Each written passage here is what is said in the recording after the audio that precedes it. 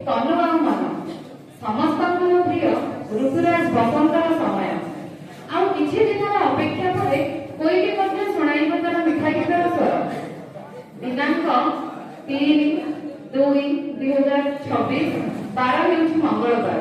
एक शांत सुंदर कमनीय परिवेश हेउछि राजीव गांधी उच्च विद्यालय, जेउठी आयोजित होइछि 5 दिवसीय तालीम कार्यक्रम प्रवर्तन।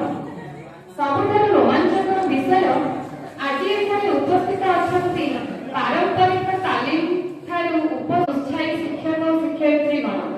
समस्त मनरे थाए पुनर्बार बंधु मिलनर आनंद और तत्सहित अनेक आशा और आकांक्षा।